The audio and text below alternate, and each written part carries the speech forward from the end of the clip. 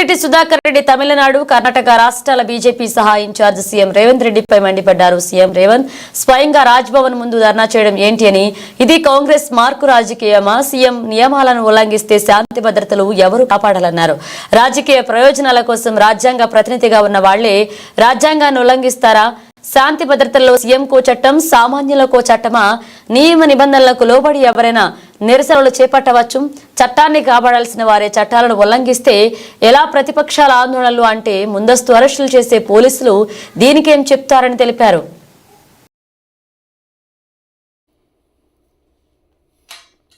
Today at Hyderabad, before Rajbhavan, a huge massive rally conducted, led by the Chief Minister of Telangana, Sri Revanth Reddy ji, about Adani's issue to divert the attention of his failures from the public in Telangana and elsewhere. This has been indulged, and also they deviated and violated all norms of security norms. When constitution representative governor is a high security zone, how can this hundreds and hundreds people, thousand people allowed up to Rajbhavan? This is deplorable, highly condemnable.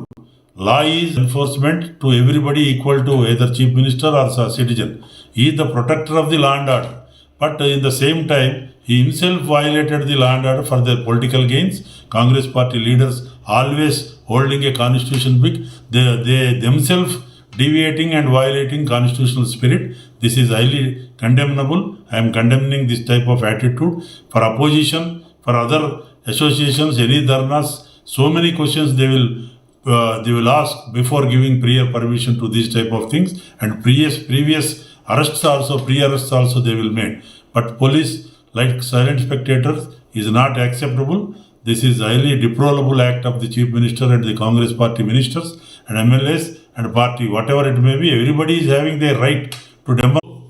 Hyderabad Raj Bhavan ఎదుట రాష్ట్ర ముఖ్యమంత్రి రేవంత్ రెడ్డి గారు మరియు మొత్తం మంత్రులు పెద్ద ఎత్తున వందలాది మంది కార్యకర్తలతో ఆదాని గారి ఇష్యూ, అదేవిధంగా నరేంద్ర మోడీ గారికి వ్యతిరేకంగా వాళ్ళు చేసినటువంటి ధర్నా, ఒక రాష్ట్ర ముఖ్యమంత్రి శాంతి భద్రతలను కాపాడాల్సినటువంటి వ్యక్తి నిబంధనలను ఉల్లంఘించి రాజ్యాంగ ప్రతినిధి అయినటువంటి గవర్నర్ గారి నివాసం దగ్గర అంత ఓపెన్గా వెళ్ళి రోడ్డుపైన బైఠాయించడం, మరి ఇలాంటి కార్యక్రమాలు కేవలం రాజకీయ దురుద్దేశంతో చేసే చర్యలు సమంజసం కాదు. రాజ్యాంగం అనేది పొద్దున్న లేస్తే రాహుల్ గాంధీ గారు వాళ్ళ నేతలు అందరూ కూడా కాన్స్టిట్యూషన్ బుక్ పట్టుకొని అంబేద్కర్ ఇచ్చిన కాన్స్టిట్యూషన్కి ఏదో భంగం కలుగుతుందని వీళ్ళే కాన్స్టిట్యూషనల్ రైట్ని బ్రేక్ చేస్తూ రాజ్యాంగ ప్రతినిధిని మరి రాజ్భవన్ ముందు హై సెక్యూరిటీ జోన్లో ఇన్ని వందల మంది కార్యకర్తలు ముఖ్యమంత్రి ఇంత పెద్ద ఎత్తున పోవటం చాలా శోచనీయం, ఖండనీయం అని చెప్పి సందర్భం తెలియజేస్తున్నాం.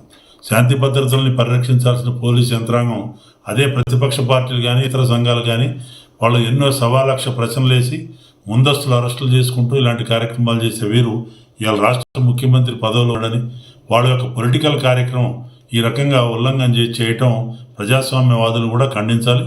ఇది కేవలం రాజకీయ ప్రయోజనాల కొరకు ఆదాని ఇష్యూను డైవర్ట్ ఆ రకంగా మరి నరేంద్ర మోడీ గారి పైన డైవర్ట్ చేస్తూ చట్టం దాని పని చేసుకుంటుంది, మాకేం సంబంధం లేదు. అమెరికాలో ఎక్కడో వచ్చినటువంటి ఇష్యూస్కి ఈరోజు మరి అట్లా అనుకుంటే సోరోస్ అనే వ్యక్తి అమెరికాలో కూర్చొని ఇదే కాంగ్రెస్ నాయకులతో సంబంధాలు పెట్టుకొని, అనేక రాజకీయ పార్టీలతో సంబంధాలు పెట్టుకొని భారతదేశంలో అంతర్గతంగా శాంతి భద్రతలకి విఘాతం కలిగించే చర్యలకు పాల్పడుతున్న అనేక కథనాలు వస్తున్నాయి. మరి వాటి అందరి మీద కూడా చర్యలు తీసుకోవాల్సింది పోయి ఈరోజు ఒక ఇష్యూ చేసి దీన్ని ఒక రాజకీయంగా వాళ్ళ తప్పుల నుంచి డైవర్ట్ చేయడం కొరకు ఈ రకంగా కాంగ్రెస్ పార్టీ చేస్తున్న ఈ యొక్క దుష్ట పన్నాగం రాజకీయ క్రీడ